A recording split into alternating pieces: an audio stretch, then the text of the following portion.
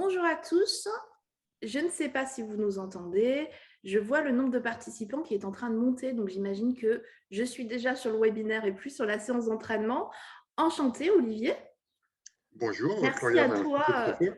d'avoir répondu présent à ce webinaire où on est déjà un certain nombre de spectateurs, enfin plutôt ils sont, je vois que ça monte, une quarantaine déjà, 50, je pense que les gens sont en train de se connecter au fur et à mesure. Donc on va les attendre un petit peu, ça va être le moment justement où on va se présenter un petit peu et où on va pouvoir, bonjour Pierre-Alexis, on va pouvoir expliquer comment va fonctionner ce webinaire et puis aussi la plateforme Zoom, notamment pour pouvoir échanger avec vous beaucoup plus facilement. Alors, je vois qu'on a une soixantaine de connexions, ça a l'air de s'arrêter, donc je pense qu'on va pouvoir démarrer. Alors, Olivier, merci d'avoir répondu tout d'abord à cette petite invitation. Hier, tu étais à la télé. Je ne sais pas si les Tout à fait, je personnes suis ont partout en ce moment, j'ai beaucoup de succès. exactement, pour parler de l'assurance emprunteur, pour parler de l'assurance emprunteur en tant que fondateur de la Salamandre Assurance, on reviendra dessus, et puis ancien directeur général d'Afiasca. Donc, on a souhaité t'inviter parce que pour nous, tu étais très légitime pour parler de ce sujet fort intéressant et très actuel en plus. Merci, Alors, Floriane. avec plaisir dans tous les cas. Concrètement, je vois qu'on a déjà 70 personnes. Concrètement, je ne sais pas si vous connaissez tous la plateforme. Je vais partager mon écran. Vous allez pouvoir voir le support. Le support qu'on va vous envoyer ensuite par mailing avec votre attestation de formation.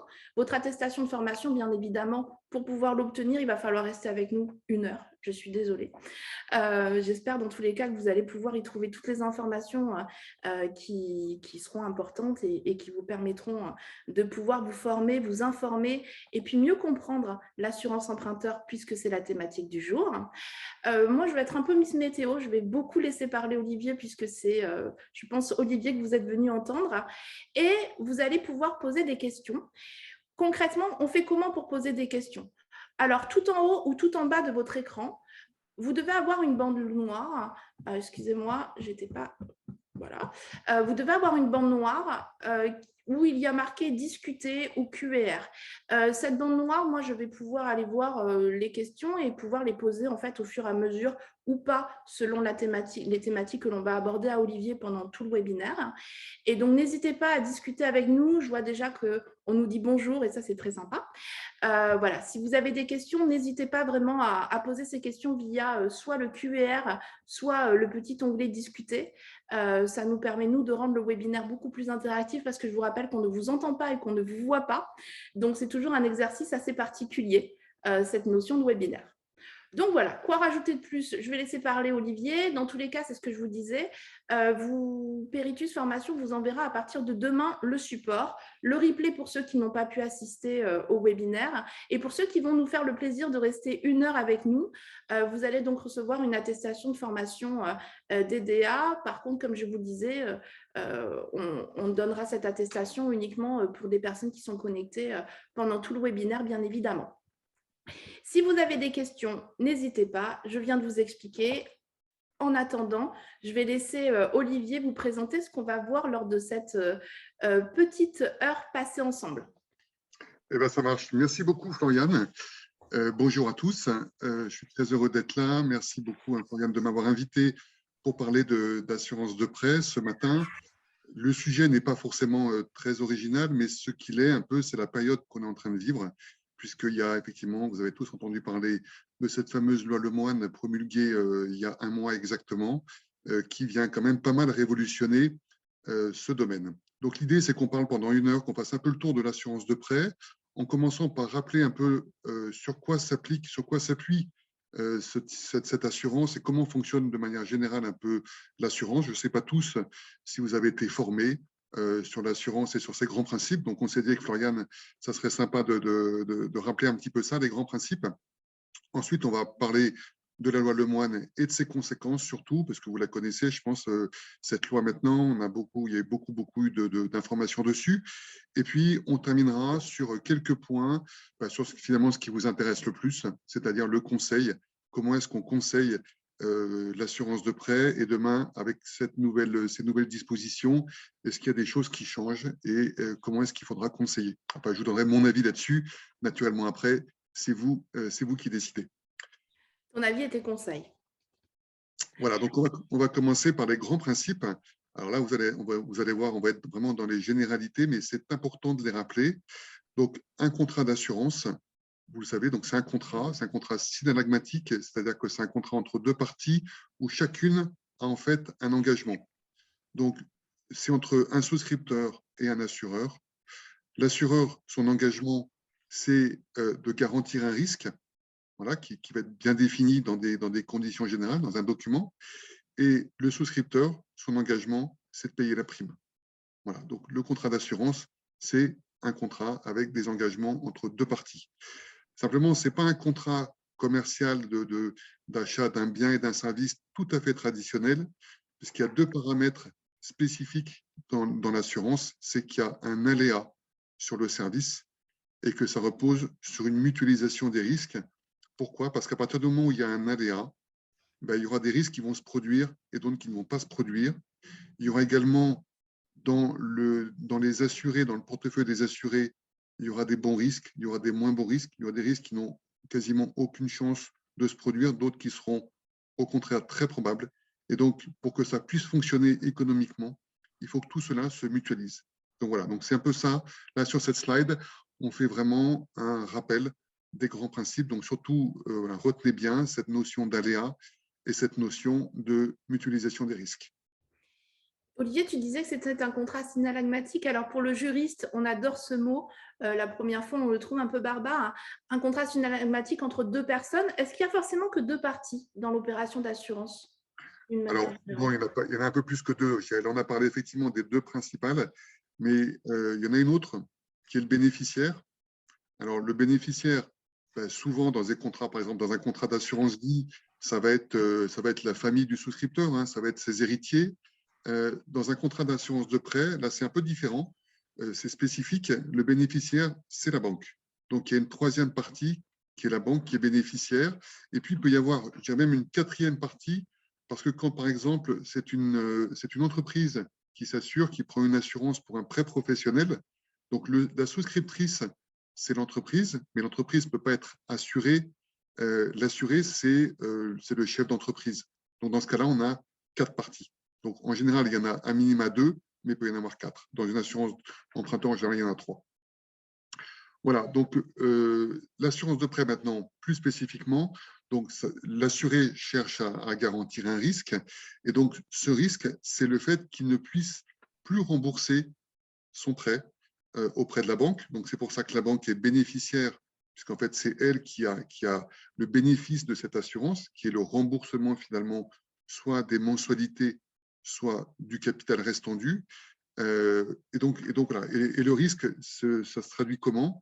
Ben, ça se traduit en fait par des garanties qui sont définies, c'est-à-dire un fait générateur et puis une prestation. Donc l'effet générateur, dans l'assurance de prêt, vous les connaissez, hein, c'est ce qui est écrit dans les conditions générales, et puis c'est maintenant très connu, c'est le cas de décès ou la PTIA, la perte totale et irréversible d'autonomie. Ensuite, il y a différents cas d'invalidité. Il y a l'arrêt de travail, qui s'appelle, on va dire d'une manière plus juridique, souvent incapacité temporaire de travail, totale en général, mais qui peut être aussi partielle quand il y a du mi-temps thérapeutique, et puis la perte d'emploi. Donc ça, c'est les garanties, on va dire, assurables. C'est les risques qui sont couverts. Et puis les prestations, hein, voilà, vous les connaissez, c'est soit le remboursement du capital, soit le paiement des mensualités. Alors il y a aussi, quand on y réfléchit, là, quand on prend un peu de recul sur cette opération d'assurance, on peut se dire, mais il y a d'autres risques. En fait, si l'objectif, c'est de garantir l'assuré en cas de non-remboursement du crédit, il y a peut-être d'autres situations qui existent, hein, qu'on connaît, où l'assuré peut se retrouver à un moment donné en difficulté pour rembourser son crédit. Il ne l'était pas au moment où il a pris le crédit, et puis il va se retrouver en difficulté. Par exemple, à la suite d'une séparation, d'un divorce. On le sait, en cas de divorce, en fait, il y a une séparation des conjoints et souvent, ça se traduit par une diminution des ressources, diminution des revenus, Merci Florian pour cette slide qui montre d'ailleurs qu'il y a une vraie inégalité entre les hommes et les femmes sur ce sujet-là. Ce n'est pas ça l'objet de cette présentation, mais voilà. Non, on pourrait en parler beaucoup plus d'une heure, je pense. Voilà, on peut quand même le mentionner. Non, surtout, ce qui est important, c'est de noter que c'est un cas qui est important, c'est un risque qui existe et qui génère souvent une problématique par rapport au remboursement du crédit. Alors la question, c'est, dans ce cas-là, pourquoi est-ce que ce n'est pas assurable? Eh bien, c'est cette notion d'aléa. C'est-à-dire qu'il y a un aléa dans une séparation, quand on se marie ou quand on se met en couple. Ce n'est pas en général parce qu'on sait qu'on va se séparer, c'est plutôt l'inverse. Mais voilà, et en fait, à un moment donné, il se peut qu'il se passe des choses qui font qu'on va se séparer, mais ce n'est pas un aléa total, puisque les assurés ont la possibilité éventuellement d'influer sur cet aléa. C'est-à-dire qu'ils peuvent très bien décider bon, on ne s'entend plus très très bien, ah bah tiens, on a une assurance qui nous couvre en cas de divorce, et bien on va accélérer la séparation juridiquement, parce que comme ça, on va pouvoir profiter de l'assurance.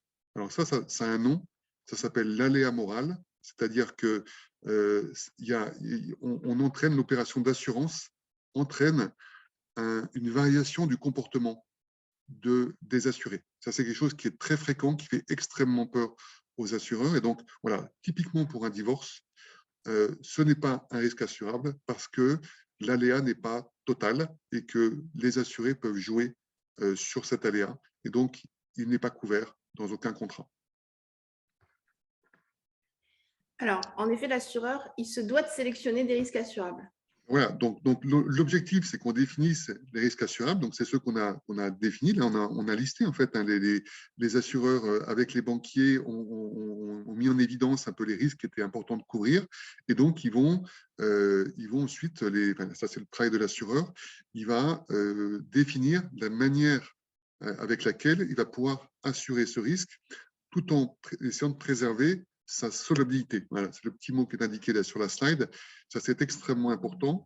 Pourquoi? Parce qu'en fait, un assureur prend des engagements sur des très longues périodes et sans savoir à l'avance si il sera en mesure ou pas, enfin, quel sera finalement un petit peu le volume de ces sinistres à payer, de ces engagements auxquels il va devoir faire face. Et donc ça se protège par la solvabilité, c'est-à-dire qu'il faut qu'un assureur soit solvable, ça veut dire qu'il faut qu'il ait des capitaux mis de côté pour garantir des cas de hausse de la sinistralité ou ça peut être aussi sur d'autres phénomènes, hein, ça peut être des évolutions des marchés financiers qui lui seraient très défavorables. Donc, tout ça, c'est réglementé. Et donc, c'est un aspect qui est très, très important. Donc, pour faire face à ce besoin de solvabilité, sur les risques qu'il va couvrir, il va les sélectionner. Voilà, il va les sélectionner, il va décider ensuite de les accepter ou pas. Ce n'est pas parce qu'un risque est assurable que toutes les personnes, que tous les candidats à l'assurance sur ce risque seront en mesure d'être assurés. Et ça, vous le savez, hein, on le sait très bien, en assurance de prêt. Jusqu'à présent, les personnes qui présentaient parfois des risques très aggravés de santé pouvaient ne pas être assurées. Pourtant, ils étaient candidats, ils étaient prêts, même pourquoi pas à payer la prime. Mais voilà, ça c'est le choix de l'assureur d'avoir une politique par rapport à ces niveaux de risque. Et là, on rentre dans ces fameux sujets de mutualisation. Voilà, c'est quand l'assureur estime que ce risque-là, en fait, il va venir déséquilibrer la mutualité des assurés. Donc, dans ce cas-là, l'assureur, en fait, il définit, donc il fait une sélection sur le risque, il décide ou pas d'assurer le risque et il pose des limites. Donc ça, c'est vraiment la base de l'assurance. Et on va le voir on le voit d'ailleurs très bien dans le tableau. Peut-être je vais te demander, c'est la slide, voilà, cette slide-là qui est un excellent résumé de ce qu'est une opération d'assurance et d'assurance emprunteur. Donc là, vous avez toutes les composantes. Donc, on définit le porteur du risque, qui est l'emprunteur, celui qui a pris la dette. On définit les risques et les garanties. Donc, ça, on en a parlé. Les risques, vous les avez dans la deuxième colonne. Les prestations, qu'on peut aussi appeler garanties, c'est le paiement du CRD ou le paiement des échéances de prêt. Ensuite, pour faire cette opération, l'assureur va faire de la sélection. Il va également proposer une tarification. Donc tout ça, ça va à la fois la sélection et la tarification, ça va reposer sur différents paramètres qui sont propres au risque assuré et aux garanties. Donc ça va être l'âge de l'assuré, son état de santé, est-ce qu'il fume ou pas, est-ce qu'il pratique des sports, est-ce qu'il a un risque professionnel spécifique, est-ce qu'il a un risque de séjour spécifique. Il y a des pays qui sont plus à risque que d'autres pour y vivre. Et ensuite, naturellement, sur l'objet de l'assurance, sur l'emprunt, quel est le montant de l'emprunt, quelle est sa durée. Naturellement que ça influe très fortement sur le risque et donc sur la sélection et la tarification.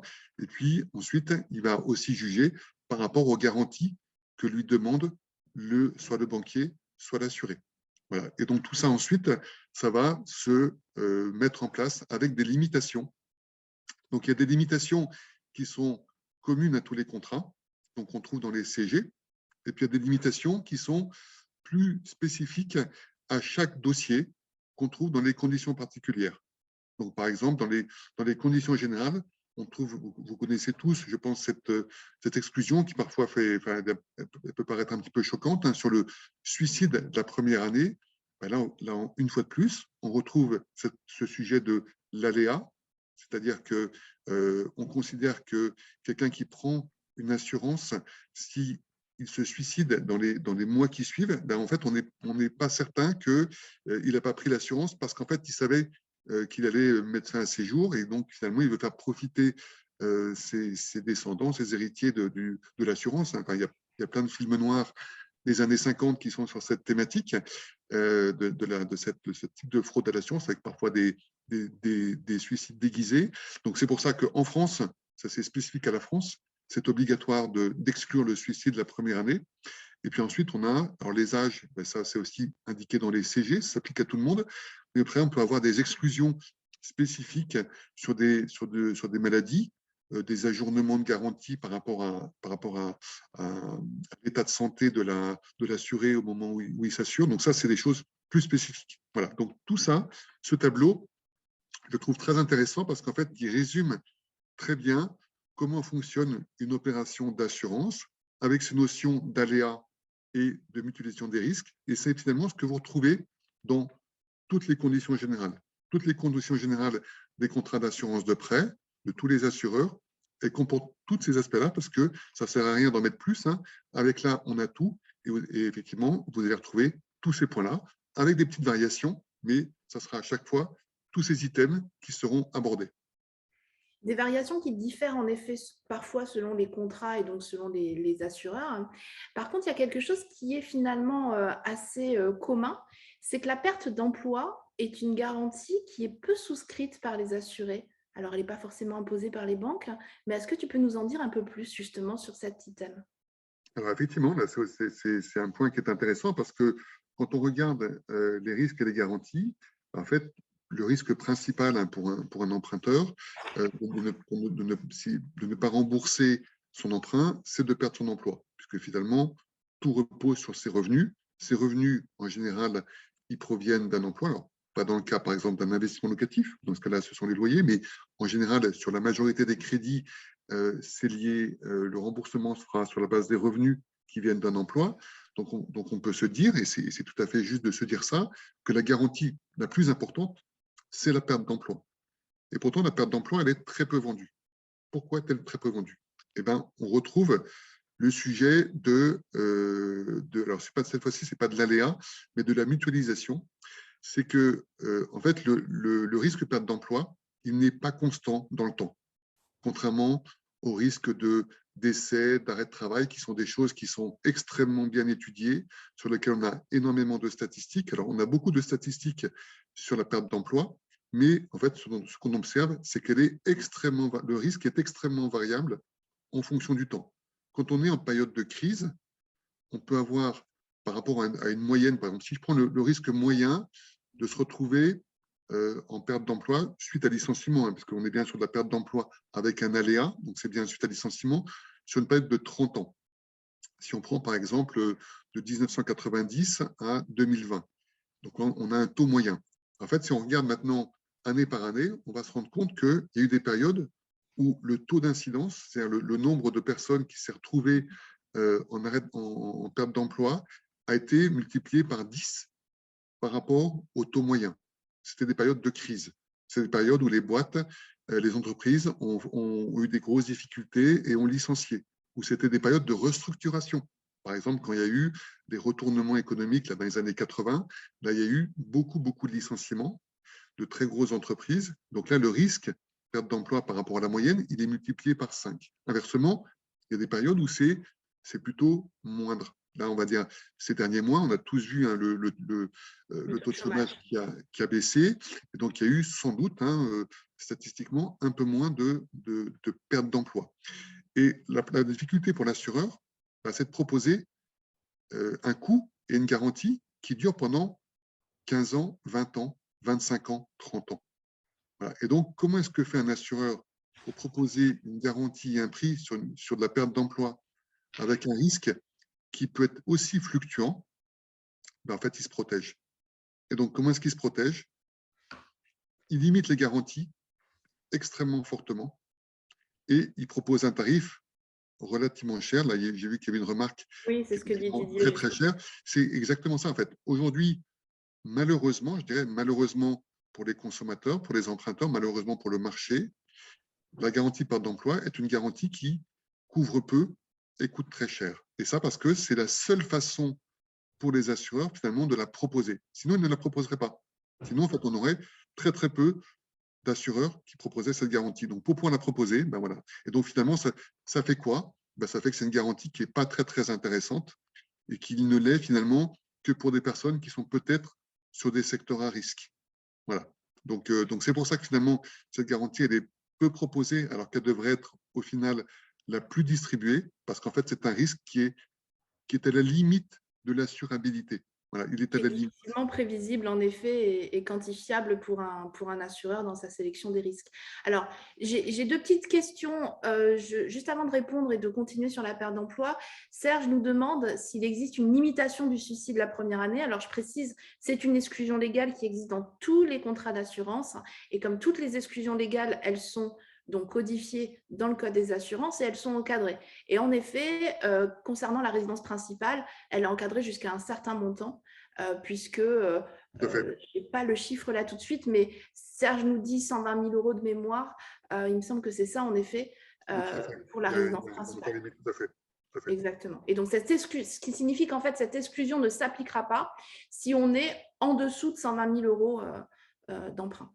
Et ensuite, Pierrick nous demande par rapport à la perte d'emploi, comment proposer une telle garantie dans un tel contexte, c'est-à-dire un tarif dissuasif, des garanties qui sont finalement tellement encadrées qu'on se demande quand elles vont pouvoir jouer.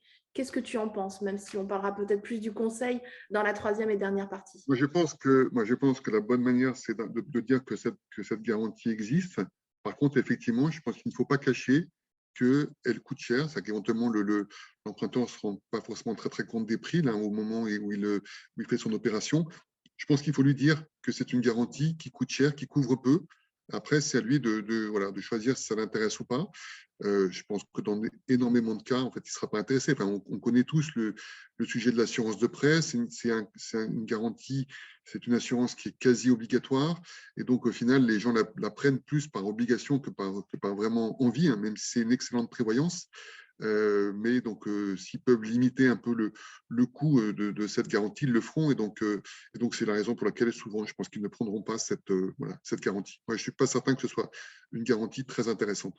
Et puis, ce qui est compliqué aussi, c'est que le coût de l'assurance de prêt entrant dans le TAEG, voilà, de manière constante, forcément, par rapport au taux d'usure, ça peut poser des problèmes quant à la faisabilité de l'emprunt. Donc, le seul bon moyen, ça serait qu'elle soit quasi obligatoire, c'est-à-dire qu'elle soit quasi proposée à tous les emprunteurs. Dans ce cas-là, on n'aurait pas de risque d'anti-sélection, c'est-à-dire qu'on n'aurait pas le risque que finalement ne la prennent que les personnes qui sont vraiment plus en risque. Voilà. Mais on va dire c'est toujours très compliqué d'imposer des garanties. Hein. Donc, en général, les gouvernements, l'autorité publique en France, quel que soit d'ailleurs le gouvernement, hein, n'aime pas ça parce que on est dans un modèle d'économie administrée, ce qui n'est pas le modèle, je dirais, normal de l'assurance. Hein. On laisse de la liberté aux acteurs. Donc, c'est pour ça qu'aujourd'hui, elle n'est pas imposée. Donc, c'est pour ça qu'elle ne marche pas très bien. Alors qu'en Exactement. fait, c'est vraiment, vraiment une bonne garantie, quoi. Alors, Imen nous demande, que conseillez-vous à un indépendant gérant d'entreprise en cas de perte de son entreprise et donc de perte de son activité? Alors là, on est plus forcément, là, on dépasse peut-être, hein, le cadre de l'assurance de prêt, puisque là, alors si effectivement un crédit, hein, je rappelle, hein, l'assurance de prêt, l'objectif, c'est d'être capable de rembourser le crédit à la banque. Là, on est, à mon avis, plus sur de la prévoyance du chef d'entreprise de manière large. Il existe, hein, je crois, des garanties voilà, qui couvrent de manière large la perte d'emploi, qui sont également, je pense, très onéreuses. Donc, pour moi, là, on n'est plus vraiment dans l'assurance de prêt. Voilà, je pense qu'il faut, tout ça, ça doit faire l'objet d'une analyse spécifique, plus sur on va dire, sur la situation globale du chef d'entreprise, de l'indépendant, plutôt que sur Et puis, spécifiquement son assurance de prêt. Et puis, je me permets de rajouter que l'assurance emprunteur est une garantie aussi, entre guillemets, prévoyance. Quand on parle de prévoyance, on peut parler de plein de choses. Il y a plein de garanties qu'on oublie souvent de proposer. Je pense à l'homme clé, je pense à des garanties croisées. Donc, en effet, pour pouvoir répondre à cette question, il faut avoir une bonne étude du risque, hein, c'est-à-dire de la situation de ce fameux gérant, pour pouvoir lui proposer les solutions qui sont adaptées à sa situation. Ouais, je pense que peut-être aussi une des solutions, ça serait peut-être de conseiller un contrat d'épargne, en fait, de mettre de l'argent de côté, hein, parce que là aussi, on rappelle, hein, l'assurance de prêt, c'est une assurance, comme on dit, à fond perdu, c'est-à-dire que les primes que vous payez, vous ne pourrez pas les récupérer si vous n'avez pas de sinistre. Donc voilà, donc ça coûte ce que ça coûte, hein, on sait exactement ce que ça coûte, on ne sait pas ce que ça va rapporter. Sur des risques comme ça qui sont assez aléatoires, peut-être que le mieux, c'est plutôt d'être dans des logiques d'épargne de précaution, voilà, d'être capable d'avoir mis un peu d'argent de côté en cas de coup dur. L'avantage de cette solution, c'est que même s'il n'y a pas de coup dur, ben, en fait, cette épargne, elle nous sera quand même acquise, quoi. Donc voilà, moi, c'est peut-être un peu plutôt dans cette logique-là que j'irais vis-à-vis d'indépendants. Bon. Est-ce que tu as quelque chose à rajouter sur ce petit tableau avant de parler? Oups, j'ai fait un gros zoom, excusez-moi. Avant Je de pense parler qu'on de la a, loi Lemoine. je pense qu'on a fait le tour là, du sujet. Il y a des grands principes de l'assurance et de leurs applications en Je assurance de prêt. pense aussi, et puis on a eu quelques participations qui sont venues éclairer tout ceci. Donc, parlons de la loi Lemoine. La loi Lemoine, on en entend parler depuis très longtemps. Alors, la loi Neumann, effectivement, hein, c'est l'aboutissement de 12 ans d'évolution de la réglementation. Je dirais même plus que 12 ans parce que sur tous les sujets ARAS, la réglementation elle a plus de 30 ans. Donc, c'est vraiment, des évolutions extrêmement progressives. Mais sur le point de la résiliation à tout moment, ben voilà, là, c'est vraiment l'aboutissement de Lagarde, puis ensuite Hamon, Bourquin, donc tout ça, vous connaissez. Donc, dans le Lemoine, hein, si on rappelle, il y a 3 points principaux. Le plus important, à mes yeux, c'est quand même la résiliation à tout moment, puisque c'était cette disposition qui était attendue des acteurs, des assureurs traditionnels, du monde du courtage, qui avait failli passer il y a quelques années, qui avait été retoquée, et puis finalement, là, qui est passé un peu par surprise, hein, grâce à cette députée, Patricia Lemoine. Deuxième point qui a été rajouté par les sénateurs et qui était un peu un élément de surprise pour l'ensemble du marché, c'est la suppression du questionnaire médical. On en parlera juste après. Je vous indiquerai un petit peu comment ça s'applique précisément. Et le troisième point important de la loi Lemoine, celui-là il est vraiment important pour les assurés malades, c'est la réduction du délai d'attente pour ne pas déclarer une pathologie ancienne pour les assurés, pour les emprunteurs qui auraient contracté un cancer ou une hépatite C depuis plus de 5 ans, enfin, dont le protocole thérapeutique est passé de plus de 5 ans. Ce qu'on appelle le droit à l'oubli. Droit à l'oubli, hein, c'est le fait que au bout d'un certain temps, quand une maladie est éteinte, en fait, on a le droit de l'oublier. Voilà, pour l'assuré concerné, on a le droit de ne plus lui poser de questions sur cette maladie-là. Voilà, donc ça, c'est ça les 3 points principaux de la loi Lemoine.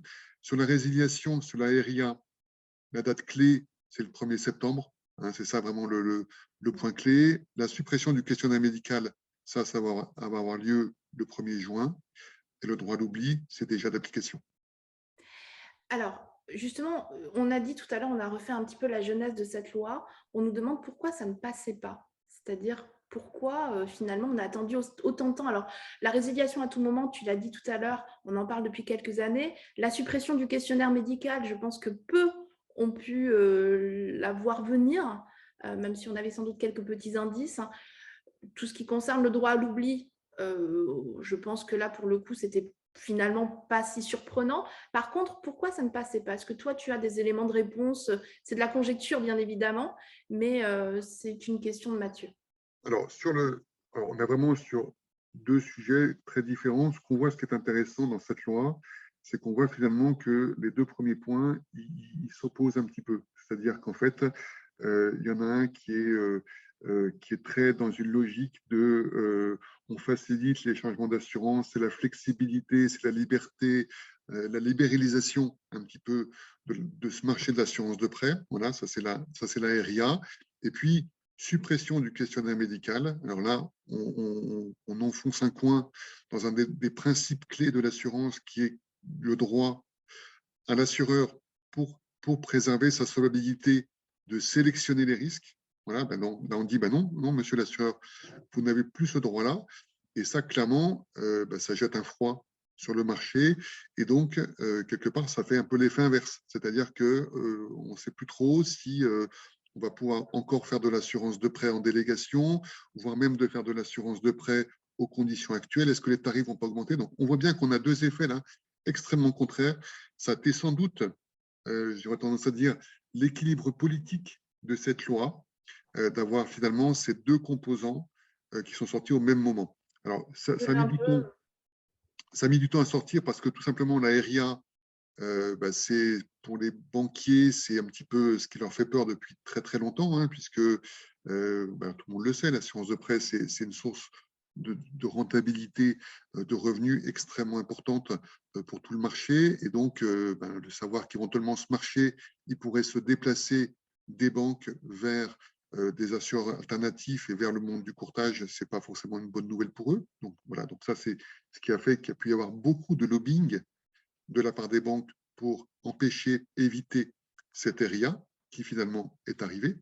Du côté de la suppression du QM, ça c'est, je pense, une demande des associations de malades qui est historique, hein, parce que ça, on ne le voit pas, mais on a tous des cas en tête de gens de connaissances. Moi, j'en ai eu par mes fonctions chez Afiesca, d'assurés qui finalement n'ont pas pu s'assurer, n'ont pas pu faire leur opération de crédit immobilier, n'ont pas pu faire leur opération immobilière, qui peut être un peu l'opération d'une vie, une opération immobilière. C'est des cas dramatiques, vraiment au niveau sociétal, c'est dramatique. Simplement, oui, c'était compliqué d'y remédier. Alors, ARAS, tout ça, y remédiait.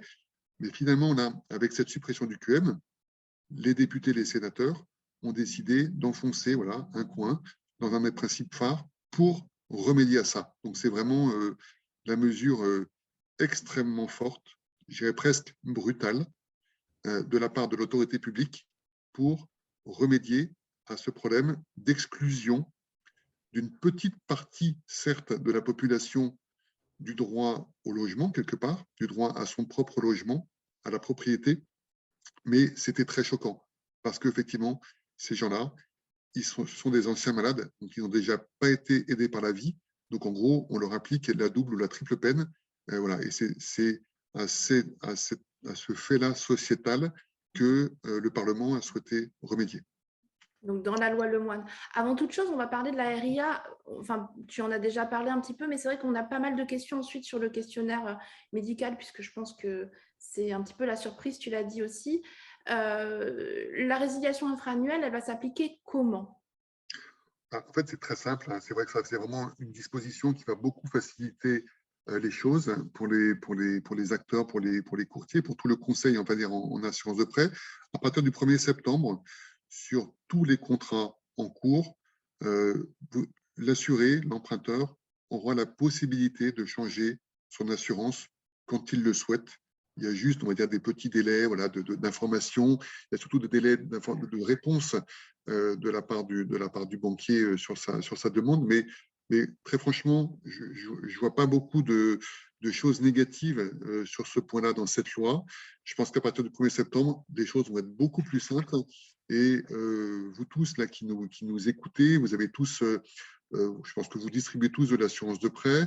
Donc, vous avez tous fait des dossiers Lagarde ou Hamon et Bourquin. Et vous avez bien vu qu'effectivement, l'amendement Bourquin, le fait de devoir attendre la date anniversaire, c'était vraiment une catastrophe hein, en termes de lisibilité pour les emprunteurs qui ne comprenaient pas très bien comment ça se passait.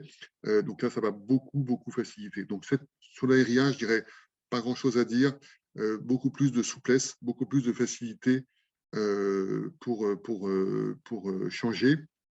Je vois effectivement une remarque qui s'affiche, à condition que les banques jouent le jeu. Bon, là, effectivement, ça sera peut-être plus compliqué, mais il y a des sanctions aussi qui ont été mises dans la loi, sanctions financières. Donc, voilà. Je pense qu'il y a aussi un risque d'image, à mon avis, vu que maintenant, qui peut exister aussi pour les banques, et je ne pense pas que ce soit... On peut imaginer qu'elle puisse jouer le jeu. Alors, rappelle-nous la date, par contre, de la RIA, puisque Pierrick nous la redemande, 1er septembre. Voilà, donc 1er septembre. Alors, la date, c'est marqué 1er juin pour les nouveaux prêts, mais très franchement, il y avait déjà la loi Hamon, donc en fait, ça n'a aucun impact. La vraie date qui compte, c'est 1er septembre. Et après, il y a effectivement, voilà, il faut informer le banquier qui a ensuite, comme c'est n'importe quand, ben voilà, on le fait un peu quand on veut. Et ensuite, le banquier a je crois, 10 jours hein, pour répondre. Réponse écrite, tout ça, c'est des choses qui existaient déjà. Donc, on va se retrouver, en fait, comme la loi Hamon, mais sur toute la durée du crédit. Donc, ça, c'est quand même un gros avantage. Exactement. Quelles vont être les conséquences quelles vont être, même si c'est plus de la conjecture pour le coup, les conséquences de la RIA sur le conseil? Alors, ce que je te propose, là, Floriane, c'est que j'intègre comme un tout petit peu dans ma réponse l'abandon du QM, parce qu'en fait, l'un ne va pas sans l'autre. Quand cette loi va arriver 1er septembre pour tous les prêts en cours, le QM aura disparu sur les petits contrats, et ça change beaucoup les choses, parce qu'en fait, ça va modifier le marché. Donc, ma réponse, en fait, va prendre en compte ces deux aspects. Alors, la première conséquence, celle qui ne tient pas compte du QM, c'est que ça va être plus facile. Voilà, plus de facilité. Donc, je pense qu'on peut tous retenir ça. À compter du 1er septembre, ça va quand même être plus simple de changer d'assurance emprunteur. Donc, ça, c'est une très bonne nouvelle pour tout le monde.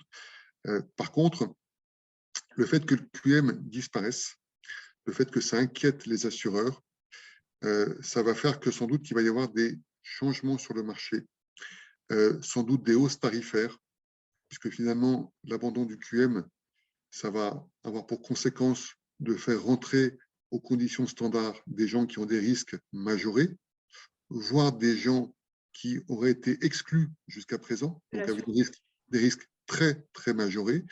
Et donc, ça, forcément, face à ça, les assureurs vont se protéger. Comment est-ce qu'ils vont se protéger? Deux possibilités, en augmentant les tarifs, soit sur ces seuls cas, donc ceux qui sont concernés par l'abandon du QM, ces seuls contrats-là, soit sur tous les contrats. Et l'autre possibilité de se protéger, je dirais drastique, c'est je n'assure plus, je me retire du marché. Donc il est possible, on va voir ça très vite, puisque ça va arriver très vite, cette disposition, qu'on ait des évolutions fortes sur le marché de la délégation, avec peut-être moins d'acteurs, et sans doute peut-être aussi des tarifs plus élevés. Et donc ça, si je reviens sur la question précédente, ça peut avoir des incidences sur le conseil liées à la RIA. Parce que la RIA va faire que ça va être plus facile, mais si demain, l'écart de prix entre un contrat groupe et un contrat à délégation est moins élevé, on sait qu'aujourd'hui, que c'est ça le paramètre clé qui va faire changer, qui va faire bouger l'emprunteur. L'emprunteur ne bougera pas de contrat si on parle de quelques centaines d'euros et si sur les garanties, il n'y a pas d'énormes différences. Ce qui fait aujourd'hui qu'il bouge, c'est l'économie qui le réalise. Si demain, les tarifs de la délégation augmentent et que l'écart de prix se réduit, ça peut changer substantiellement le conseil, tout simplement avec moins de dossiers qui seront modifiables, qui seront, on va dire, susceptibles, dans l'intérêt du client, d'être changés. Donc ça, c'est un point vraiment très, très, très, très important. Et puis, s'il y a moins d'acteurs, aujourd'hui, il y a au moins 30 compagnies en France qui ont des contrats d'assurance de prêt. Si demain, il y en a qui se retirent, moins d'acteurs, ça veut dire moins de concurrence. Donc, ça veut dire un marché moins ouvert. Alors là, je rassure tout le monde, il suffit qu'il y ait 4 ou 5 acteurs pour que le marché soit un marché toujours ouvert au conseil. Là, 4 ou 5 acteurs, c'est peut-être le marché qui existait il y a 20 ans. Pour ceux qui étaient là et qui s'en rappellent, le marché de la délégation, c'était un petit marché. Il y avait quelques acteurs et ces acteurs-là s'en sortaient très bien. Donc finalement, voilà, peut-être qu'on va revenir à des choses avec un peu moins d'acteurs, mais ce n'est pas pour autant qu'il n'y aura plus de conseils, qu'il n'y aura pas des opérations de changement d'assurance à faire. Donc voilà, donc a priori, plus facile, mais attention, avec l'abandon du QM, le marché peut changer. Et donc, quel sera-t-il dans 3 mois, dans 6 mois? Pour l'instant, on ne le sait pas. Voilà, on le découvrira en fonction des décisions de chacun des acteurs. Et n'oublions pas que quand même, la RIA, de même que le questionnaire médical, enfin la suppression du questionnaire médical, c'est encadré, c'est-à-dire que ça ne concerne pas tous les emprunts, que ce soit par rapport à leur quantum, par rapport à l'âge aussi de l'assuré, il y a quand même un encadrement. Donc voilà, je réponds en même temps à quelques questions du chat. Donc là, si on regarde maintenant le sujet plus spécifique de cette suppression du QM, donc effectivement, hein, ce n'est pas pour tout le monde aujourd'hui, c'est limité au contrat avec un capital sous risque pour la personne assurée inférieur à 200 000 euros, c'est-à-dire que le capital assuré, le capital multiplié par la quotité qui est assurée, qui est retenue, ça fait un total qui est inférieur à 200 000 euros, et avec un contrat de crédit qui a une échéance avant le 60e anniversaire de l'assuré. Donc, on voit bien qu'on est plutôt sur les petits crédits de gens jeunes. Donc ça, je dirais, bonne nouvelle sur une bonne partie du marché. On va rester sur des choses traditionnelles, des risques sélectionnés et avec des acteurs qui, à mon avis, n'auront pas intérêt à bouger. Et on aura uniquement un avantage en plus, c'est l'aérien. Donc voilà, donc tout ce qui va continuer à être sélectionné, j'aurais tendance à dire, on est plutôt dans un monde meilleur puisqu'on aura plus de facilité pour changer des contrats. Par contre, voilà, vous avez peut-être entendu parler qu'il y a déjà des bruits qui disent que les députés, les sénateurs réfléchiraient à élargir encore ce champ de suppression du QM. Hein, ils ont vraiment la suite dans les idées. Donc voilà, donc c'est possible qu'on aille plus loin. Maintenant, bon, ça va modifier le marché, mais on est toujours, voilà, on est toujours l'assurance de prêt. Ça reste un marché de 6 milliards de primes payées par les Français chaque année, avec, à partir du 1er septembre, la possibilité de changer d'assurance de prêt quand on le souhaite. Voilà, donc, dans ces 6 milliards de primes, il y a d'excellents risques. Il va y avoir toujours des acteurs de la délégation qui seront présents. Donc, il y aura toujours moyen de regarder la situation des assurés, de regarder s'il n'y a pas un meilleur contrat, moins cher ou avec de meilleures garanties, ou les deux sur le marché. Donc voilà, moi, je ne suis pas inquiet fondamentalement sur l'évolution du marché. Par contre, bah oui, il y a des différences. Suppression du QM, bonne ou mauvaise nouvelle pour l'ensemble du marché, très bonne pour les anciens malades, excellente pour les gens très malades, qui ont été très malades, qui jusqu'à présent étaient exclus, qui vont pouvoir rentrer. Donc là, on est vraiment dans une logique de mutualisation forcée. Pour eux, c'est très bon. Moins bon pour les bons risques, parce que sans doute que les tarifs vont augmenter pour tout le monde. Donc avant, le bon risque qui payait 6 000 euros son assurance de prêt, peut-être qu'il la paiera 8 000. Donc ça, c'est moins bon, clairement, hein, sur les bons risques. Après, il y a un vrai point qui inquiète beaucoup les assureurs, c'est ce qu'on appelle l'effet d'aubaine, c'est-à-dire le fait qu'il y ait des opérations d'assurance qui apparaissent, qui ne seraient jamais apparues sans cette disposition de la suppression du QM, c'est-à-dire que jamais la personne pourrait penser faire un achat immobilier, prendre un crédit et s'assurer si on était dans les dispositions actuelles, et qui vont y penser parce qu'il y a la suppression du QM, qui vont se dire, ben moi, j'ai peut-être intérêt à faire une opération d'assurance parce que si c'est l'assurance qui peut payer mon bien immobilier, ben ça vaut la peine. Et ça, c'est vraiment ce qui fait peur au marché. Et ça, ben, que ce soit très, très clair, hein, ce n'est pas bon du tout pour le monde économique. Enfin, l'assurance, ce n'est pas une activité qui est là pour générer des effets d'aubaine. Ça ne sert pas à ça. Ça sert à protéger les acteurs économiques, entre guillemets, normaux. Donc, c'est ça qui est, ça, c'est pas bon. Tu parles des personnes qui se sauraient malades et qui s'assureraient. Voilà. Alors, éventuellement, d'ailleurs, ce n'est pas forcément elle, mais ça peut être, on peut imaginer, hein, là, on se parle beaucoup entre courtiers, mais on peut se dire les choses telles qu'elles sont. On peut imaginer certains intermédiaires pas très, très vertueux qui vont essayer de pousser des gens voilà, à faire ces opérations en disant, voilà, il y a quelque chose à faire, c'est intéressant. Ça, c'est des comportements clairement qui ne sont pas bons hein, sur un marché, qui peuvent déséquilibrer le marché, qui peuvent faire peur, qui peuvent créer de la suspicion. Voilà, moi, c'est quelque chose qui me fait très, très peur, ça. Le fait qu'il y a une suspicion qui va apparaître du fait de la suppression du QM et donc que les assureurs seront suspicieux sur un petit dossier sans QM. Hein, mais ça, est-ce que c'est un assuré normal, un emprunteur normal ou est-ce que c'est un emprunteur Fraudées. voilà, avec un problème, avec un risque? Voilà, ça, c'est pas très bon, ça. Pas très bon. Voilà. Donc, Alors, globalement, moi, je trouve que c'est quand même plutôt, enfin, c'est plutôt une mauvaise nouvelle parce qu'il y a ces effets de bord qu'on ne maîtrise pas pour l'instant.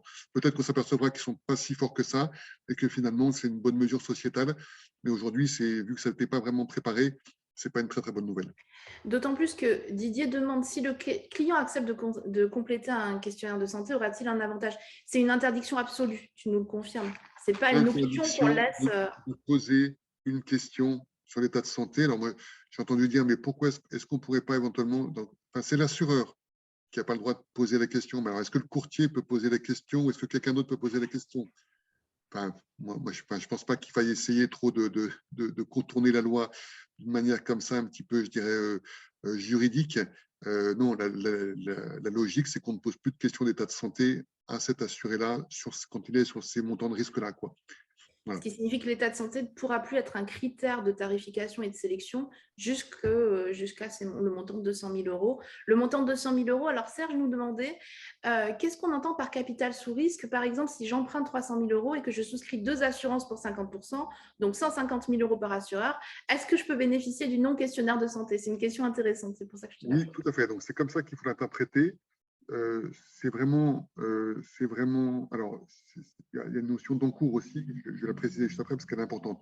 Donc, capital sous risque, c'est effectivement capital emprunté multiplié par la quotité d'assurance sur chaque tête, sur la tête concernée. Donc, si monsieur, madame sont assurés sur un prêt de 400 000 euros à 50% chacun, ça fait 200 000, 200 000. C'est bon, il passe. Enfin, je ne sais plus si c'est inférieur ou égal, enfin, peu importe, on regardera ça, mais en gros, ça passe. Ils n'auront pas de questionnaire médical. Petite précision importante, ça peut aussi venir beaucoup complexifier peut-être la souscription et surtout la gestion des sinistres. La notion qui est dans la loi, c'est une notion d'encours sur les crédits immobiliers. C'est-à-dire qu'il faut faire le cumul des crédits que vous avez sur votre tête. Si la personne a déjà un crédit avec un capital restendu, il faut rajouter ce capital restendu au montant nouvellement emprunté multiplié par la quotité pour voir si on dépasse les 200 000 euros. Donc, il y a cette notion d'encours. Alors, ça va être très, très compliqué à gérer à la Parcours de souscription. souscription. Voilà, parce qu'il va falloir demander, ça va être une déclaration sur l'honneur hein, de la part du client. Éventuellement, le client, peut-être qu'il oubliera. Et dans ce cas-là, qu'est-ce qui va se passer au moment de la gestion des sinistres? Ben, voilà, ça c'est un peu les. Voilà, c'est typiquement ces effets de bord. Aujourd'hui, on a du mal à mesurer. On sent simplement que ça va être un peu compliqué. Alors, comment les assureurs peuvent gérer justement cet encours global? Olivier t'a répondu, c'est-à-dire qu'il va avoir Déclaration. une déclaration de l'assuré conformément à L113-2 du Code des assurances et ensuite des éventuelles mises en cause pour nullité ou règle proportionnelle de prime en cas de fausse déclaration. Voilà, déclaratif ou fichier commun. Ça peut être un fichier commun. Demain, on peut imaginer qu'un fichier commun soit mis en place par les assureurs ou par les Par les banquiers, banques. avec tous les encours par tête. Maintenant, enfin, je pense que ça serait vraiment très, très compliqué, hein. Les encours, ils bougent chaque mois. Ouais, ça me semble vraiment très, très compliqué. Sur le droit à l'oubli, le point de départ du délai, on nous en parle, enfin, on nous pose la question. Le point de départ, donc c'est la fin du protocole thérapeutique. Donc, j'ai un assuré qui a été malade, qui s'est soigné. Il y a un protocole thérapeutique qui s'est arrêté. Donc là, on parle essentiellement des cancers. On parle également de l'hépatite C. À partir du moment où le protocole thérapeutique s'est terminé, s'il se passe au minimum 5 années, on n'a plus le droit de poser, d'interroger l'assuré. En tout cas, l'assuré n'a plus à répondre à une question là-dessus, mais en fait, normalement, on n'a plus à l'interroger, hein. Donc, le questionnaire médical ne peut plus comporter une question sur laquelle l'assuré pourrait répondre oui. Voilà, donc c'est ça la règle. Auparavant, c'était 10 ans. Il fallait attendre 10 ans. Si vous aviez eu un cancer et ça fait 5 ans qu'il a été soigné, ben, l'assureur pouvait vous poser des questions et vous deviez répondre, vous deviez indiquer que vous avez contracté un cancer, qui a été soigné, qui n'est plus, le protocole thérapeutique s'est terminé depuis 5 ans, mais vous répondiez la question était posée, donc vous deviez y répondre, hein, puisqu'on ne fait pas de principe de la non-fausse déclaration, de la bonne déclaration. Et donc de ce fait-là, vous pouviez être supprimé ou refusé à l'assurance. Donc là, maintenant, voilà, il fallait attendre 10 ans pour ne plus avoir à répondre. Maintenant, il ne faut plus attendre que 5 ans. Donc c'est une vraie amélioration pour ces emprunteurs-là. Et ça rentre, hein, c'est quand même très, très, très connexe au point sur la suppression du QM, hein. C'est vraiment un accès facilité, alors un petit peu aveugle, hein, il faut le reconnaître, c'est un petit peu aveugle pour les assureurs voilà, à davantage de cas et à une meilleure mutualisation entre des bons risques et des risques aggravés de Il santé. y a un alignement avec les personnes qui avaient justement eu leur pathologie avant 18 ans, enfin avant 21 ans depuis l'année dernière. Tout à fait, tout à fait. Alors, il y aura dans la loi, hein, on indique également dans la loi de ces petites dispositions qu'il y aura sans doute des évolutions qui seront aussi apportées sur d'autres pathologies. La liste là, des pathologies couvertes par ce droit à l'oubli pourrait s'étendre. Donc ça doit faire l'objet de discussions entre les associations de malades et les autorités, les banquiers, les assureurs. Donc il est très possible que dans un proche avenir, en fait, ces dispositions de droit à l'oubli s'élargissent encore. Voilà. Bon, maintenant, passons à la troisième partie.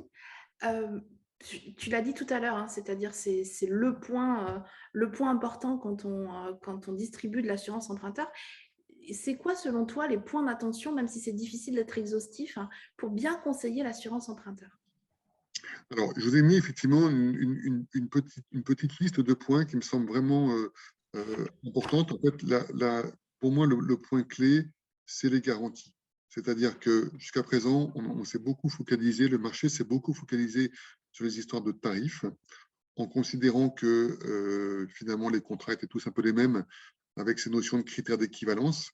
Mais quand on regarde bien les contrats, on s'aperçoit que ce ne sont quand même pas exactement les mêmes. On s'aperçoit aussi qu'il y a des très grosses différences tarifaires. C'est parfois moi qui suis un peu issu de ce marché qui est longuement travaillé dans des compagnies. Je suis parfois un peu stupéfait, hein, par voir les écarts tarifaires qu'on a sur un même risque entre plusieurs assureurs, sur finalement des contrats qui ne sont pas très, très, très différents. Donc, il y a certes des écarts tarifaires importants, mais il y a quand même aussi des variations sur les garanties. Donc là, je vous ai mis, en fait, 7 points d'attention. Si vous voulez, on va les parcourir. Donc le premier en haut à gauche, c'est le prix. Ça reste, un élément clé. Pourquoi? Parce qu'en fait, l'assurance emprunteur, c'est quand même une assurance où, a priori, on pense ne pas avoir besoin de s'en servir. Hein, ce n'est pas comme une mutuelle santé. Il y a quand même 9 cas sur 10 où on n'aura pas besoin de la faire jouer. Donc, dans ce cas-là, si 9 fois sur 10, je ne la ferai pas jouer, autant essayer de la payer la moins chère possible. Donc, c'est pour ça que cette notion de prix est si importante, c'est qu'effectivement, c'est considéré comme une assurance qui va intervenir que dans des cas extrêmes. Et donc, si on peut économiser dessus, faisons le pari que tout va bien se passer et puis économisons. Donc, le prix va rester un critère important et ça le restera demain. Ça le restera demain aussi bien sur les contrats sans QM que sur les contrats avec QM. D'accord ? Il va peut-être y avoir deux marchés et sur ces deux marchés, il y aura des prix et on pourra regarder les prix. Mais à côté de ça, il y a d'autres points qui me semblent importants et que moi, je vous invite à bien considérer si vous conseillez l'assurance de prêt. Donc, moi, il y a un point que je trouve très important, c'est la qualité de la rédaction des contrats, la clarté des CG. Si vous arrivez à bien comprendre ce qui est marqué dans un contrat d'assurance, c'est en général que l'assureur a fait un gros travail de rédaction. Il a bien réfléchi sur comment exprimer les clauses d'une manière claire. Pour moi, c'est un vrai critère de sélection. Pourquoi ? Parce qu'un contrat bien rédigé, c'est un contrat sur lequel il n'y aura pas de litige d'interprétation au moment de la gestion des sinistres. Voilà, on ne pourra pas dire « oui, mais moi, j'ai interprété comme ça, oui, mais moi, j'ai interprété comme ça ». Non, non, c'est clair, on sait à quoi s'en tenir. Donc, c'est toujours mieux, il vaut toujours mieux avoir des contrats clairs plutôt que des contrats avec des petites clauses illisibles ou incompréhensibles. À noter que le médiateur qui intervient sur les litiges pousse, mais chaque année, à bien rédiger les contrats, à mieux les rédiger. Et je vous invite à interroger Floriane, qui est une experte sur ces aspects de rédaction, qui pourra vous aider justement si vous avez des questions à bien interpréter, à bien dire est-ce que ça c'est compréhensible ou pas, qu'est-ce que tu en penses. Mais en général, si vous-même vous ne comprenez pas très bien, c'est que ce n'est pas très bien rédigé, quoi, tout Oui, simplement. parce que les clauses ambiguës bénéficient à l'assuré. Hein. Voilà, Ou trop larges, ou pas précises, ou pas formellement identifiables dans les conditions générales, puisqu'elles doivent apparaître en caractère gras et apparent. Donc ça, c'est un point important. Ensuite, il y a un autre point qui est très important, ce qu'on appelle l'incontestabilité et l'irrévocabilité des garanties du tarif. C'est le fait que quand vous prenez une assurance en délégation, vous allez payer un prix, vous allez être couvert par rapport à votre état de risque au moment où vous prenez l'assurance. Et ça ne pourra pas changer, quelle que soit l'évolution de votre situation personnelle. Si vous changez de travail, si vous vous mettez à fumer, si vous vous mettez à pratiquer des sports à risque, voilà. Ça, autrefois, ça n'existait pas, cette disposition. Donc, il fallait déclarer chaque fois qu'on faisait un changement. Et donc, forcément, on oubliait. Et donc, après, on pouvait avoir des problèmes en cas de sinistre. Aujourd'hui, la quasi-totalité des contrats en délégation prévoit cette clause-là, incontestabilité et révocabilité, elle est capitale pour la sérénité de l'emprunteur. Ensuite, on a des différences entre des garanties en cas sur l'invalidité permanente et totale, selon que le remboursement ce soit le capital restant dû, ou le dossier est soldé, ou c'est la prise en charge des mensualités. On a vu arriver de plus en plus de contrats avec la prise en charge des mensualités, parce que ça coûte moins cher, ça permet de faire baisser le tarif, mais ayez en tête que c'est quand même une garantie qui est nettement moins intéressante pour l'assuré que le paiement du capital en cas d'invalidité qui permet de solder le dossier. Donc, quand on solde le dossier, le prêt il est remboursé. Donc, la maison, elle est acquise. L'emprunteur assuré invalide, il est propriétaire de sa maison. Il en fait ce qu'il veut. Il peut bouger, il peut la revendre, il peut l'agrandir, etc. Si on lui rembourse ses mensualités, il est propriétaire de rien du tout. Voilà. Et s'il se dit non, mais moi, j'ai quand même, là, je ne peux plus vivre dans cette maison, il faut que j'en change, s'il veut racheter, vendre sa maison, dans ce cas-là, ça éteint l'objet du prêt, le prêt devient exigible, il doit être remboursé, et dans ce cas-là, l'indemnisation va s'arrêter. Donc, naturellement, qu'il n'a aucun intérêt à faire ça, il a intérêt à continuer à être remboursé par l'assurance. Donc, on voit bien qu'il y a une vraie différence. Alors, on peut me dire, oui, mais ça ne joue jamais, ça. Enfin, si, ça joue de temps en temps. Malheureusement, ça peut jouer, et cette garantie, elle sert à ça. Donc là, on voit bien qu'on a un point qui peut paraître un point de détail assez technique, mais qui finalement est important. Autre point, la différence entre des garanties indemnitaires ou forfaitaires. Là aussi, on a quasiment dans les contrats en délégation que des contrats forfaitaires. Forfaitaires, c'est-à-dire que la prestation, elle est indépendante de la situation économique et financière de l'emprunteur. Voilà, si on vous dit qu'on vous paie la mensualité en cas d'arrêt de travail, on vous paie vous êtes en arrêt de travail, on paye la mensualité. Ça, c'est la logique forfaitaire. On paye un forfait, la mensualité, ou 50% en mi-temps thérapeutique, mais voilà, c'est forfaitaire. Indemnitaire, on va vous indemniser par rapport à votre préjudice. Donc, le préjudice, ça s'évalue de manière économique. Ah, vous êtes en arrêt de travail, donc vous avez moins de revenus. C'est quoi votre baisse de revenus? Si votre baisse de revenus, elle est nulle parce que vous avez une bonne mutuelle, dans ce cas-là, si votre contrat d'assurance de prêt il est sur le principe indemnitaire, vous recevrez 0 € de la part de l'assureur. Donc, il y a des contrats groupes, je ne vais pas les citer, qui fonctionnent selon ce principe. Moi, je vous invite à les identifier et à en parler à vos emprunteurs, à vos assurés, parce que voilà, c'est des garanties qui sont quand même nettement moins favorables que les garanties forfaitaires.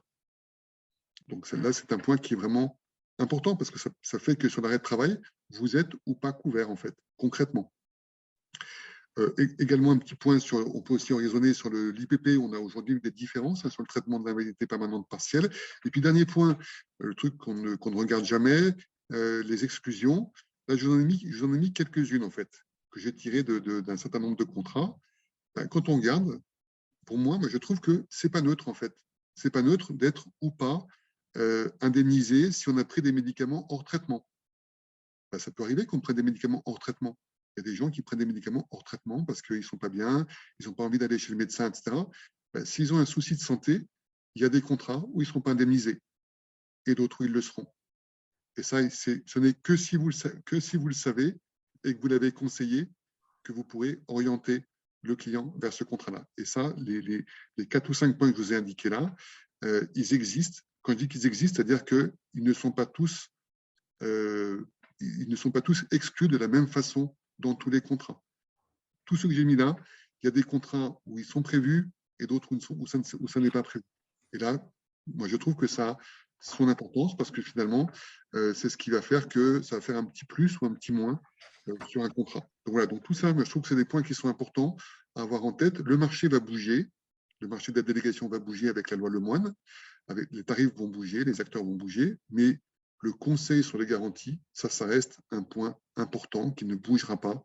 Tous les contrats ne sont pas équivalents et ça vaut la peine de les regarder. Tous ces points ont-ils la même importance? Non. Il y en a qui sont plus ou moins importants. L'incontestabilité, l'irrévocabilité, c'est très important. Le caractère indemnitaire forfaitaire, c'est très important. Je reconnais que les exclusions, on est plus sur des choses un peu plus spécifiques, mais ça vaut la peine de les avoir en tête. Et pour cela, rien de mieux que lire la notice d'information, les conditions générales. Et on se rend compte en pratique que finalement, alors je suis d'accord, 60 pages, ça fait peur, mais finalement, peu de personnes lisent les conditions générales de manière attentive. Exactement. Alors qu'il faudrait le faire, ou en tout cas vous faire accompagner. Enfin, c'est quand même des choses qui sont importantes. C'est quand même une grosse prévoyance, cette assurance de prêt. Ça coûte très cher. Je pense que c'est l'opération d'assurance la plus onéreuse qu'on souscrit dans sa vie en une seule fois. Voilà. Une des plus importantes. Il n'y a aucun autre contrat où on paye une prime sur des aspects personnels aussi forts en une seule fois. Donc, c'est quand même pas neutre comme opération. Que penses-tu de l'avenir maintenant? Alors, bon, c'est un peu difficile de savoir. Voilà. Damirma, est-ce que tu peux nous dire quel avenir pour le Conseil de l'assurance de prêt selon toi? Alors, effectivement, on a décidé avec Florian de terminer un peu sur cette question ouverte pour ce webinaire. Je crois qu'on a d'ailleurs dépassé un petit peu le temps, donc je vais essayer d'aller vite. Donc, quel avenir pour l'assurance de prêt? Alors, moi, je pense que le marché va bouger du fait de la loi Lemoine, de l'abandon du QM. Les tarifs vont bouger, les contrats vont bouger, les acteurs vont bouger. Néanmoins, pour moi, le conseil va rester valide. Le marché du conseil va rester ouvert et valide. C'est, je vous le répète, un marché de 6 milliards, quand même 6 milliards de primes payées par les Français avec la possibilité de changer d'assurance de prêt. Je pense qu'il va y avoir toujours un marché de la délégation, c'est-à-dire avec des assureurs alternatifs, avec sans doute donc peut-être deux sous-marchés, le marché sans QM et le marché avec sélection. Donc, ce sera peut-être deux marchés avec finalement des acteurs qui se détacheront, qui seront différents, mais ça sera finalement deux marchés intéressants. Si je prends le marché sans QM, on va avoir des personnes qui ont aujourd'hui payé une surprime, qui vont se dire, bah, tiens, c'est peut-être le moment de renégocier. Moi, là, autant l'effet d'aubaine des personnes qui ne voulaient pas faire d'opérations immobilières, je pense vraiment que ce n'est pas une bonne chose sur le plan économique, autant celles qui veulent renégocier parce qu'elles ont une assurance en cours qui paye une surprime, pour moi, ça rentre tout à fait dans la logique de la loi Lemoine. Et donc, ces personnes-là, il faut les accompagner, il faut les aider. Donc, il va y avoir un marché du conseil pour ces assurés-là et il va falloir être présent. Donc, le conseil va rester avec sans doute des conditions un peu différentes. Je pense qu'il faut vraiment bien être attentif aux garanties. Moi, je vous invite à vous intéresser aux garanties des contrats. Et puis, dernier petit point, il y a un point qui pour moi est très, très sous-traité, et c'est sans doute pour moi le futur du conseil en assurance de prêt, c'est la gestion des sinistres. Ce qui compte au final pour l'emprunteur, c'est qu'on lui paye le sinistre s'il a un sinistre, surtout pour la famille qui est concernée. Et là, éventuellement, tout le monde ne fonctionne pas de la même façon. Il y a des politiques souples, des politiques rigides, et je trouve qu'il faudrait qu'on aille vers un audit de ces conditions de gestion des sinistres, de telle sorte à pouvoir conseiller des contrats et des assureurs en connaissance de cause. Donc pour moi, c'est ça un peu un des vrais points d'avenir sur le conseil, c'est s'intéresser à la gestion des sinistres. Et puis dernier petit point, parce que celui-là, la gestion des sinistres, c'est peut-être un point, on va dire, un peu à long terme. Alors un point à super court terme, là, en ce moment, jamais les tarifs n'auront été aussi bas qu'aujourd'hui. Jamais dans toute l'histoire de l'assurance de prêt, vous avez 2 mois pour faire des lois amont à vos clients. Et jamais ils ne retrouveront des conditions comme aujourd'hui. Donc, profitez-en. Si vous avez des clients dans vos portefeuilles qui se posent la question, ça serait oui, tu as raison, ça serait bien que je renégocie, mais je n'ai pas le temps. Là, en ce moment, il y a une fenêtre de tir. Jamais les conditions n'auront été aussi bonnes. Donc, Avant que les assureurs, justement, soient confrontés à la fin du KUM. Voilà, exactement. Donc là, il faut ouvrir les dossiers tout de suite. Il faut les tarifer sur les bases existantes parce que dans 2 mois, 3 mois, 4 mois, 5 mois, 6 mois, sans doute que le même risque sera tarifé plus cher. Donc, essayez d'en profiter si vous pouvez. Essayez d'en faire profiter vos assurés, vos emprunteurs, parce que c'est eux qui sont concernés. Là, il y a une petite fenêtre de tir. Je reconnais qu'elle est extrêmement courte. C'était bien d'ailleurs l'objectif de la loi. C'était pour éviter qu'elle soit trop longue et que tout le monde en profite. Mais si vous arrivez à en faire profiter certains de vos clients, je pense qu'ils vous en seront très reconnaissants. Voilà. Bon, dans tous les cas, c'est moi qui suis reconnaissante, Olivier. Merci beaucoup. J'espère que cette formation vous aura apporté. Olivier Sanson, je le rappelle, la Salamandre Assurance. Vous avez ses coordonnées. Pour rappeler techniquement, alors je pense qu'on a répondu à peu près à toutes les questions. On va vers une augmentation de tarifs malgré la concurrence. Je pense qu'on a déjà répondu. J'ai essayé de répondre à peu près à tout. Je vous remercie dans tous les cas à tous d'avoir participé. Pour rappel, on va vous envoyer une attestation de formation pour les personnes qui sont restées donc, pendant cette petite heure avec nous. On aurait pu rester encore plus de temps. Ça a été passionnant. Je te remercie. Je vois aussi que beaucoup de personnes te remercient aussi, nous remercient. Voilà, merci. Voilà, donc on va vous souhaiter à tous bon appétit. Merci encore vraiment sincèrement. Et j'espère que cette formation vous aura donné envie de vous concentrer sur le conseil dans l'assurance emprunteur. Olivier l'a dit en ouverture, il reste 2 mois entre guillemets, même si on sait qu'il reste quand même plus de temps, mais notamment pour pouvoir avoir des certitudes. Et les certitudes, c'est les tarifs qu'on connaît actuellement. Ensuite, c'est beaucoup de prospectives. Et donc là, les 2 mois sont certains, je dirais. Donc, voilà. On te remercie pour ta clarté. Et c'est vrai que ce n'est pas toujours simple de parler en un temps si limité d'une assurance aussi importante et aussi complexe. Donc, je te remercie aussi pour ta pédagogie et ta clarté. Merci beaucoup. Floriane, de m'avoir donné cette opportunité. Ben, merci à toi. Alors, je le rappelle parce qu'on va nous le redemander. Le support, de même que l'attestation de formation, vous sera envoyée demain. On vous mettra le petit lien vers le replay aussi. Pourquoi demain? Parce que technologiquement, on est beaucoup moins à l'aise que sur les formations. Voilà, donc on vous envoie tout ceci demain. Consultez aussi vos spams. Ça arrive parfois en spam, je le dis. Voilà, ça m'évitera de voir un peu dans la boîte mail de chacun. Merci beaucoup, bon appétit Olivier, puis à très bientôt. À très bientôt à tous, bonne continuation. Au revoir. Au revoir.